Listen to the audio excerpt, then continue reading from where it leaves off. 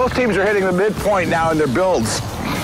Normally, this is the time when they start to get nervous and start to move faster. In other words, they try and get the lead out. But these guys, they want to put the lead in. Just us? You couldn't, there was heavy lifting involved? No one wanted to show up today? Yeah, apparently so, Dan. I'm glad you showed up. Morning. Want to get this onto the auto floor? Yeah, let's go ahead and get the bed off so we can get to cleaning up the cab. All right. This just out of the way for a while, right? Mm-hmm. First thing we did was we cleaned the surface using the spot sandblaster, and we removed all the paint from the inside of the seam. We started with the rear portion of the cab where the back wall meets the roof line. We prepared the surface using the sandblaster to get into the tight little crevices, and then we would use the abrasive discs to clean up the painted areas. When we were doing the engine mock-up, we got a little bit ahead of ourselves on the engine braces. Just to be on the safe side, we went ahead and gave the guys from TCI a call to come down and give us a hand. So we wanted you to come and take a look at this engine mount. Those are universal motor mounts that we have to trim to fit. Okay. That's the problem. They're universal. We just thought they were wrong.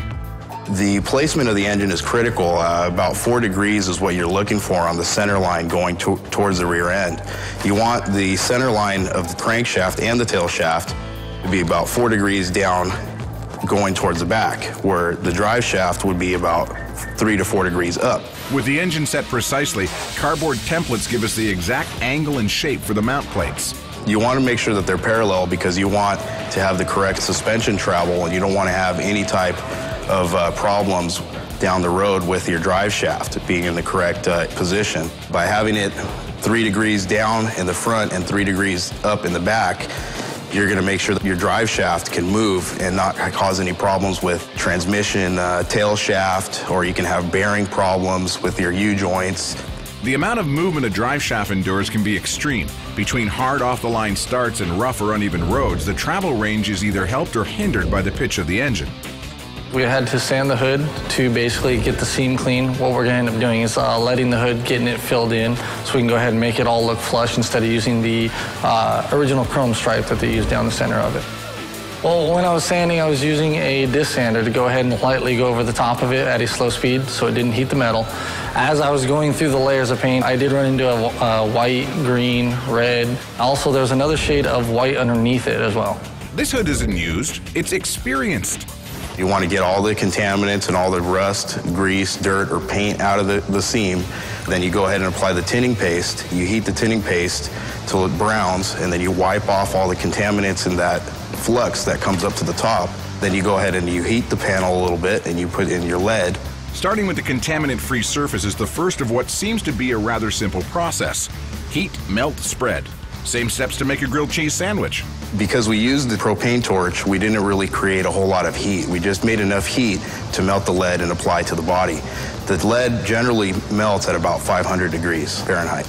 In Celsius, that's just 260, which is probably faster to get to. With Bondo, time is your worst enemy because it dries up. Right. With this stuff, you just reheat it and you rework it. Use tallow on the paddles to eliminate the lead from sticking to the paddles, and then you can go ahead and do the finishing with the file. Tallow is a type of wax that keeps the surface slick. As it wears off, you can feel the paddles start to slow down and stick to the lead. By keeping the paddle moist with tallow, the surface blends quite easily. Lead used for this purpose is a far cry from the leads used in the past. Different chemical mixtures in the metal makes this process much safer than it was back in the 50s and 60s. After smoothing out the lead with the little pieces of leather to get a nice flat finish, we went ahead and used the body files to get the appropriate shape. This method of filling seams and gaps was used for years by body shops and even on the assembly line. I hope this turns out okay. I wouldn't want to let the guys down.